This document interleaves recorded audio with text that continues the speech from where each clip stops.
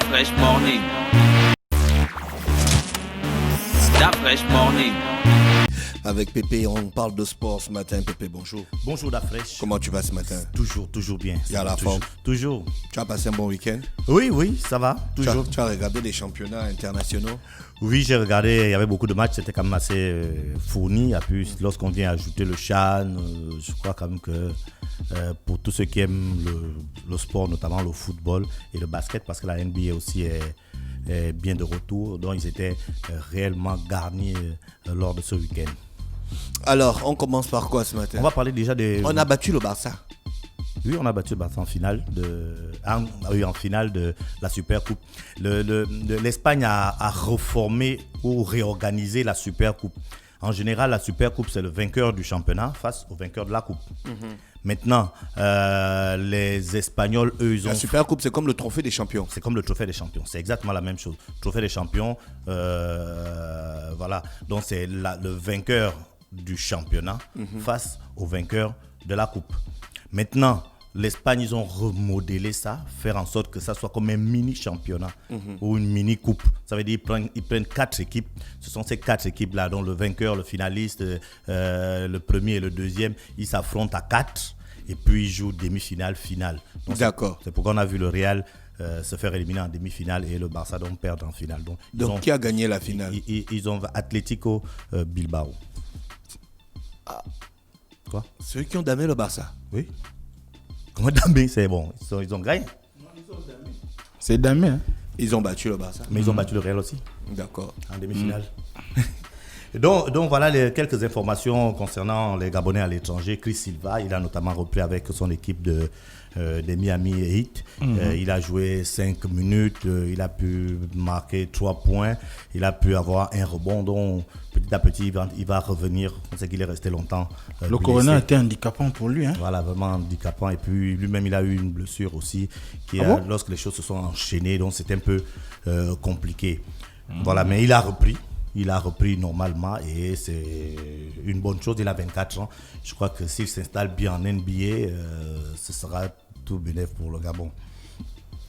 Bon, on a en football Jim Alevina, qui est du côté de Clermont, qui a également marqué un but.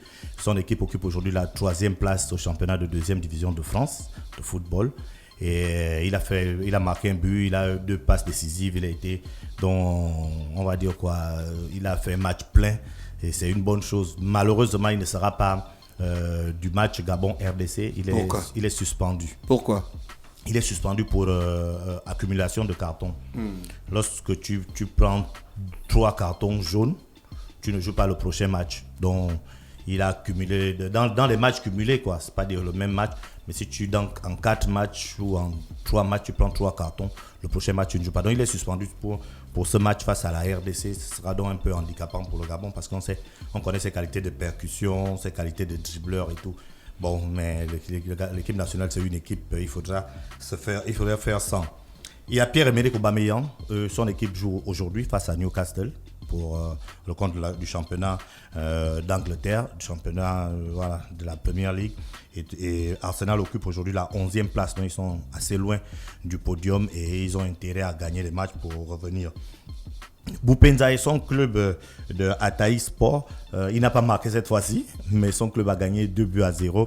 Et ce qui fait en sorte que son club a gravi les échelons et occupe aujourd'hui la 5e place au classement, ce qui est une bonne chose pour un club qui monte en peine en première division, qui est en train de s'installer dans ce championnat turc. Il y a également un autre Aaron qui est dans ce même championnat. Aaron ou Bolingui? Aaron qui C'est pas Boupenza. Aaron. Non, il y a 2 Aaron à Pinangoy. Voilà, il y a 2 Aaron. Notre à Pinangoy. Oui, notre à Pinangoy. C'est lui. Aaron Moulin. Bonjour à notre à Aaron Pinangoy. Moulingui, c'est un journaliste. Oui, mais qu'est-ce qu'il vient faire en Turquie? Il s'appelle Aaron. Il s'appelle Aaron. On l'a fait. Voilà, donc son équipe a fait match nul, un but partout. Il a été une fois de plus titulaire pour le match. De notre à Pinangoy. Oui, à Pinangoy. Il est titulaire. Titulaire. Il joue Il est titulaire partout. Ah oui, il joue en deuxième. Il est titulaire partout. En Turquie, Sivasspor. Même dans les soirées, il est titulaire. Il est titulaire partout. Donc, il a joué entièrement comme d'habitude. Et bon, il a pris un carton jaune. Son équipe n'a pas pu gagné la rencontre. Et ils occupent également. Mais il est défenseur, non? Il est défenseur central, oui. C'est le rock de cette équipe de Sivasspor. Et comme je le disais là, ça m'étonnerait que l'année prochaine, Apinangoy soit encore en Turquie, ou du moins soit encore à Sivasspor. S'il reste en Turquie, il sera forcément dans les grands clubs de Turquie comme Galatasaray ou Fenerbahçe. Ce sont des grandes équipes qui jouent la Champions League. Galatasaray a déjà joué la Champions League. Qui jouent la Champions League pratiquement tout le temps. Ils jouent la Champions League tout le temps. Ils sont premiers ou deuxièmes chaque année. Ils n'ont pas encore gagné la Champions League. Non, même pas finaliste.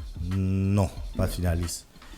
Ils ont gagné la coupe de l'UEFA, je crois, à l'époque. Ça s'appelait coupe de l'UEFA. D'accord. Je crois qu'ils ont gagné ça de mémoire. Je crois qu'ils ont gagné ça. Et c'est l'un des plus grands clubs turcs. Donc s'il part Galatasaray ou s'il part Fenerbahçe, ce sera déjà un pas à l'échelon, à l'étape supérieure. Maintenant, s'il sort complètement de la Turquie et qu'il revient beaucoup plus à l'Europe de l'Ouest, ce sera encore mieux parce que on sait que le niveau est beaucoup plus supérieur à l'Ouest qu'à l'Est. Donc c'est tout le bien qu'on souhaite donc à ce défenseur central. Donc, je disais Pierre-Emerick qui joue aujourd'hui. Voilà donc en gros l'activité au niveau de ceux qui sont en Ekwele Manga. Ekwele Manga, il est à Dijon, toujours capitaine de Dijon avec Ndong Ibrahim.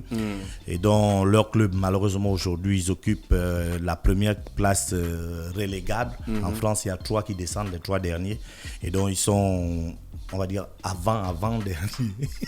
Mais ils sont à, on va dire quoi, ils sont dans un mois ils étaient dans une belle dynamique parce qu'ils ont réussi à tenir tête à certains gros, mais malheureusement ils ont une équipe avec un effectif un peu trop juste et donc ça ne vous permet pas de faire des changements qui vous permettent de gagner beaucoup plus de matchs. Donc ils se battent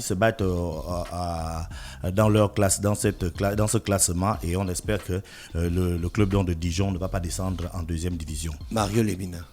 Mario Lemina, lui, il sort de blessure, je ne sais pas, je crois qu'il est assez fragile. Parce que lui, lorsqu'il ne joue pas, il ne joue pas souvent parce qu'il n'est pas bon, mais c'est parce qu'il est très souvent blessé. Pardon. Aujourd'hui, il est à Fulham en Angleterre, en Premier League. Et lorsqu'il joue, il est très souvent bon. Mais malheureusement, il ne joue pas souvent. Parce qu'il est blessé. Comme là Neymar. Encore, voilà. Hein? Comme Neymar. Non, lui, il doit quand même être même plus que Neymar. Parce que lui, sur 10 matchs, tu vas voir qu'il a joué 5 matchs. Mais si tu fais une analyse, rien que par les statistiques, tu vas te dire qu'il ne joue pas, peut-être parce qu'il n'est pas bon. Mais dans les 5 matchs qu'il n'a pas joué là, c'est parce qu'il était blessé. Et le temps que tu reviennes de blessure, tu ne peux pas donner la pleine mesure de tes capacités. Et donc, on te remet petit à petit. Et lorsque tu reviens jouer 2 matchs après, tu te reblesses. Donc, c'est vraiment un handicap sérieux pour son équipe de Fulham qui a envie de se maintenir en première division, et pour l'équipe nationale du Gabon parce qu'on sait qu'on a vraiment besoin de Mario Lemina pour faire en sorte que le Gabon... Loïc Paloun, il existe encore. Loïc Paloun, il existe. En fait, on est l'équipe du Gabon, enfin les Gabonais à l'étranger. On va dire, c'est difficile de croiser quelqu'un avec une carrière comme celle de Pierre-Emerick Aubameyang. Tu vois, c'est vraiment rare. On ne demande même pas à ce que tout le monde ait son niveau, mais avoir une carrière stable où le joueur ne va pas être en fin de contrat là et avoir des problèmes pour revenir dans un autre club pour pouvoir rentrer. Donc, c'est ce problème-là qu'on a depuis longtemps, et Paloun aussi est rentré un peu dans ce cercle-là où tu n'as pas de club aujourd'hui, demain tu trouves un club, après demain tu n'as pas de club, et puis ça ne permet pas que tu aies cette stabilité. Parce que Paloun, vraiment, moi, c'est peut-être l'une des plus grosses satisfactions du Gabon. On se rappelle, pour ceux qui suivent vraiment l'actualité, le niveau que Paloun avait quand il commençait avec l'équipe nationale. Les gens criaient sur lui, il jouait en milieu de terrain, il se perdait tout le temps. Mais après, on l'a stabilisé en poste de arrière droit, donc latéral droit. Et ça, je vous assure que si Paloun a fait 10 matchs avec le Gabon à ce niveau-là, au cours de 9 matchs, il était le meilleur.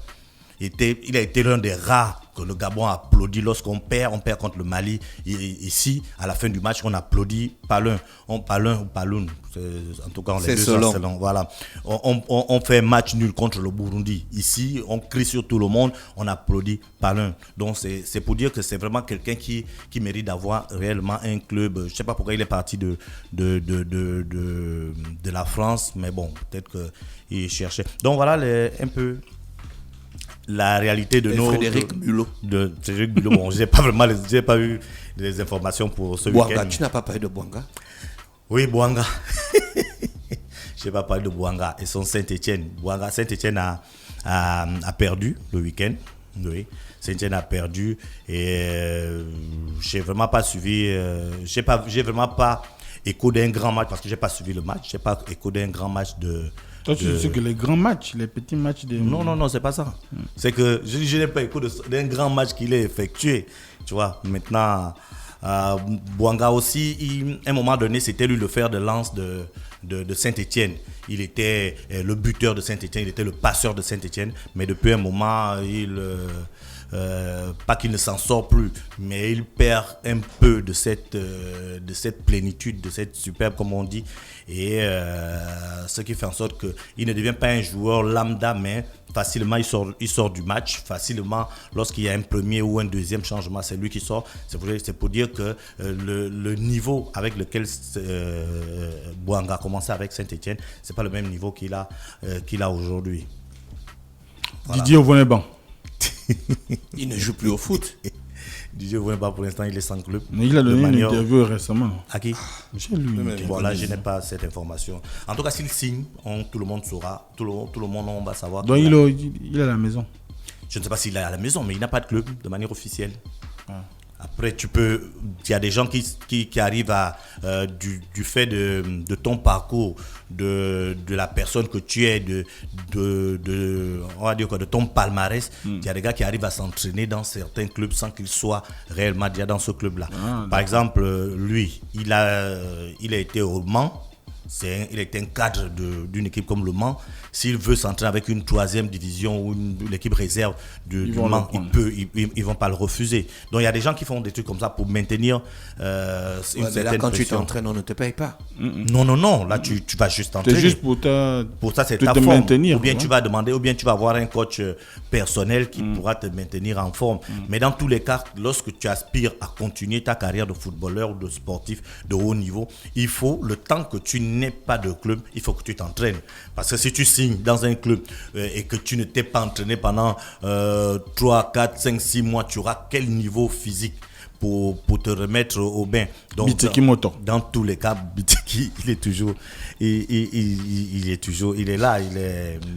Il subit aussi les affres de la non-reprise du championnat. Non, mais lui n'est plus au Gabon. Il n'est plus au Gabon. Ben non. Il est PlayStation. Non, PlayStation. Ronald Tsetseke. On ne parle plus de lui, hein? Ben, on ne parle plus de lui parce qu'il n'y a pas le championnat national, puisqu'il est revenu en Manga Sport. Donc, Comme qui ne va pas à Bouengidi Sport? Ben, on ne c'est va le pas. seul gars qui joue au foot en ce moment. Oui, mais on ne va pas à Bouengidi. On va pas à Bouengidi.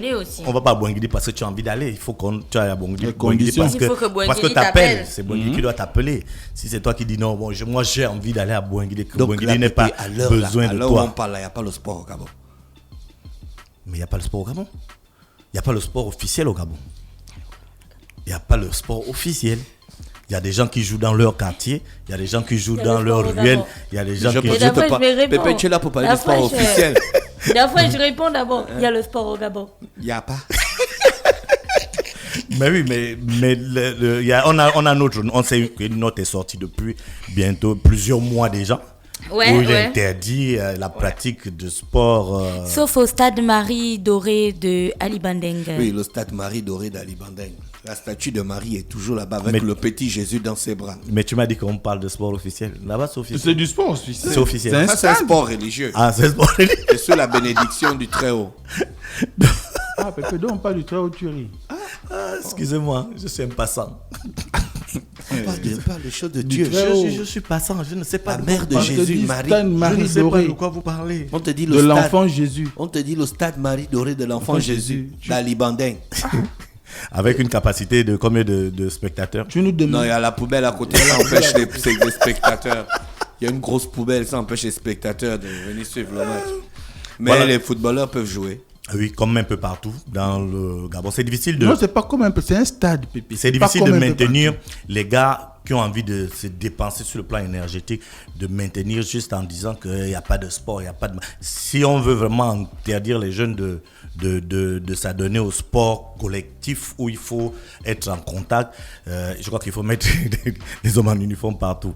Mais c'est compliqué, c'est vraiment compliqué parce que dans les quartiers, les gens ne comprennent pas trop. Ils voient dans d'autres pays les gens recommencer à jouer, ils voient d'autres pays, les gens peuvent organiser des compétitions et ici, c'est difficile. Donc lorsque vous n'expliquez pas aux gens réellement pourquoi nous, ici, contrairement aux autres, on ne peut pas jouer, les gens eux-mêmes, de manière naturelle, ils vont aller jouer, ils vont faire ce qu'ils veulent. Si l'un a une maladie, si l'un a le corona, il va donner ça aux autres et puis comme ça. Ben, c'est ça la triste réalité.